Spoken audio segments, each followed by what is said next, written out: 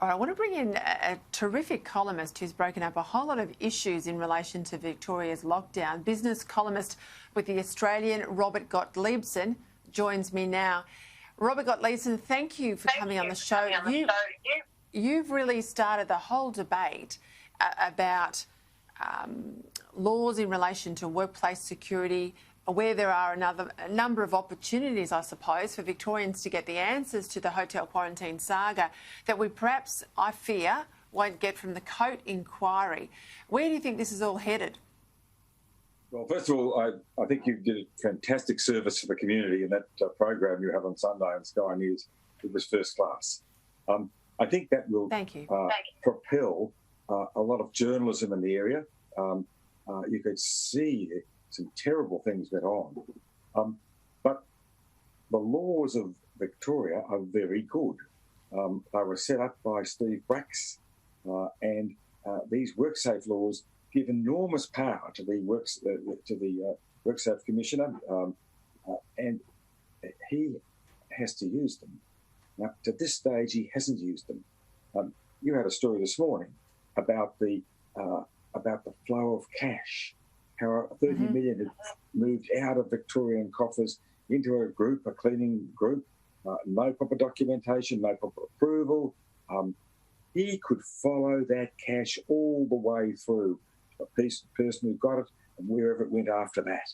Now, if the group who took that cash has nothing to hide, then they're actually exonerated by what he's doing. But it needs to be done, and he has the power. Colin Radford has the power to do this. The trouble is, he was a press secretary under Steve Bracks. He's close to the Labor Party, and he's sort of investigating his mates. And that's a hard thing to do, but he's got to do it. We've had now 7 months since all this started, and no prosecutions. Fortunately, in the Act that Steve Bracks passed, anybody can request a prosecution. And Colin Radford has to come back and say, yes, I will prosecute that person, or no, I won't. And he's got to give reasons for it. And there are 16 public servants and 4 ministers who have been put forward for prosecution. And on December 29, he's got to make his first response. But he shouldn't have to wait for that. He should be into it before that. Yeah, you're absolutely right. Those laws are very, very tough and they're very clear, and he does have a political pedigree. But the laws, as I say, these applications have been made for an investigation. We don't know what's transpiring behind closed doors, but the prima facie evidence there about what went on and the breakdown of these private security arrangements in these hotels are certainly within the remit of WorkSafe. You've got the resultant deaths there. They're very clear in Victoria. This is where the focus has got to be, Robert, because I think people are growing more and more concerned with the I don't knows and I can't remembers out of the Coat inquiry.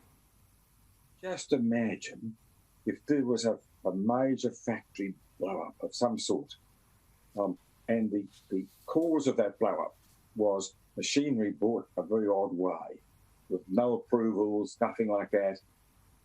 Imagine what WorkSafe would do. They would be there in 10 minutes. There would be prosecutions quickly. By the way, if there are prosecutions, it doesn't mean you're guilty. It means you have to go before the courts. So this is a real scandal now. It's starting to become, the fact that there are no prosecutions and all this time has taken place, this is going to be a scandal, and a lot of people now understand it. I think you're going to see a lot of activity on social media about this, so the whole community understands what's going on.